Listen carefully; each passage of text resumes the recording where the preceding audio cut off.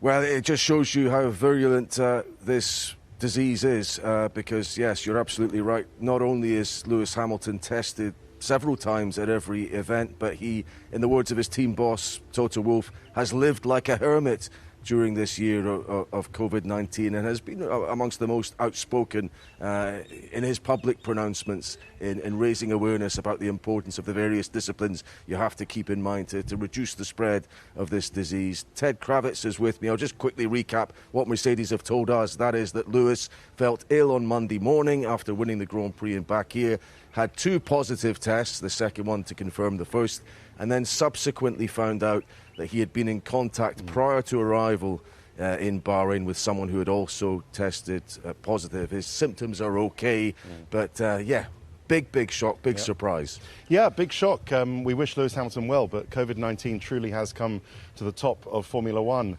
And let's not forget, Lewis Hamilton was the most outspoken driver at the start of the original 2020 season in Melbourne in March at the Australian Grand Prix, when pretty much unprompted, he was asked a question in a press conference, and his answer, nobody expected him. And he said, well, to be honest, I'm very surprised we're here, Hamilton said. With all the developing COVID-19 pandemic throughout the world, I'm surprised that we've got on planes, flown around the world, and that we're here with very little restrictions or precautions. And he was asked, why do you think that is? And his answer was, well, cash is king. You know, money rules Formula One, and we had to get the show on the road in order for everybody to get paid. Well, he was wrong in one sense, in that cash didn't turn out to be king because the Australian Grand Prix was cancelled. Chase Carey, the Formula One boss, saying if cash had been king, then we would have ignored the COVID-19 pandemic and just got everybody going so that the financial wheels could keep on turning. In the end, we had a break in Formula One between March and the beginning of July while everybody finished their lockdowns.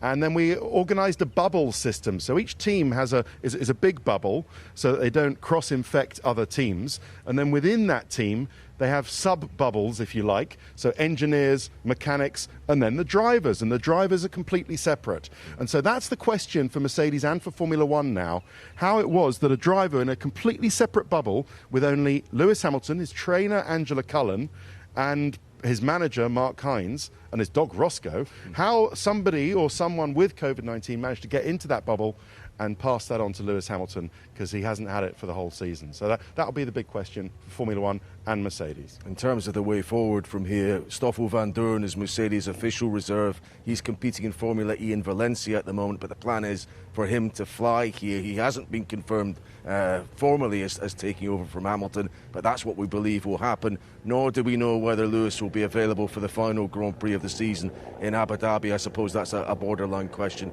and depends on him testing positive. But I want to ask you, it's one of the great what-ifs, I suppose, of this year, and not to make light of COVID-19, which is an awful affliction, but I suppose it's a what-if this season this had happened earlier or at a different stage. I think it's highly unlikely Hamilton's going to be doing the last race in Abu Dhabi, simply because he has to quarantine in his hotel room for the next 10 days at least, and probably 2 weeks, which sees us to the end of the season.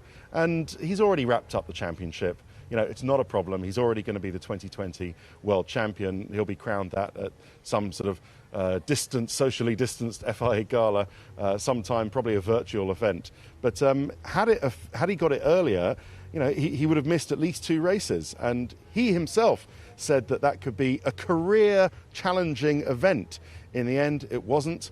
But he'll want to know and want to understand exactly how it was that he contracted COVID-19, because, of course, this virus isn't going away anywhere soon. Yes, we have vaccines on the horizon, but the 2021 Formula One calendar is due to start again in just, 1st of December, in just 4 months' time, in March, beginning of March, in Melbourne. So they're going to want to sort it out before then, and Hamilton's going to want to know that he's all better and recovered before we start again in 2021. OK, well, speaking of 2021, the big news I thought we'd be announcing today was that Mick Schumacher would be definitely racing for Haas next year. I still think that will happen, but we do have confirmation in the last few seconds that Dmitry Mazepin, the 21-year-old Russian, Nikita Mazepin, sorry, I'm giving him his father's name.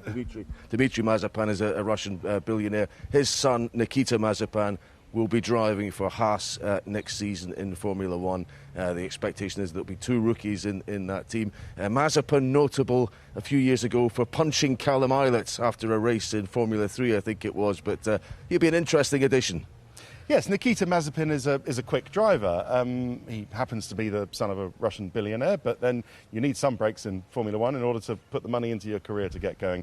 There are many other, few other billionaires' sons in Formula One, so I don't think we should hold that against him. What he does have in his favour is that he's quick, he's experienced, he's very good publicly, he's very marketable, and for someone like Haas F1, I think he'll bring some money into the team as well, with his father tends to sponsor the racing teams that he's competing with, and that's important to keep the Haas team in Formula One. But I think he will be partnered. We're just waiting for confirmation later in the week, perhaps next week after he wraps up the Formula 2 Championship, that the Schumacher name will be back in Formula One in the terms of his son, the great man Michael Schumacher's son, Mick Schumacher.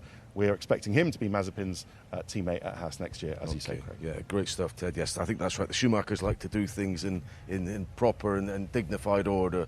Schumacher wants to win F2 first before getting into F1. But yeah, the big news today, no Lewis Hamilton. That's the big disappointment for race fans this weekend. He misses the second Bahrain Grand Prix at Sakhir due to testing positive for coronavirus. Craig, before you go, you mentioned the 2 new Haas drivers, we think, but what about the current one, Romain Grosjean? Any news on him? Well, we expect him, yes, Mike, that's right. We're still live, Tev, obviously. Romain Grosjean, we expect to be discharged from hospital today. We haven't had an update on when that will happen. He's still at the military hospital, but as we were explaining to you throughout yesterday, his condition very good. He hasn't really, it seems, been in any great danger. He's almost escaped unscathed, bar some burns to the back of his hands, which is incredible. And we had a little detail on that to pick up on, Ted, we were talking about yesterday. These new fire suits, which just gave him an extra bit of time, we think.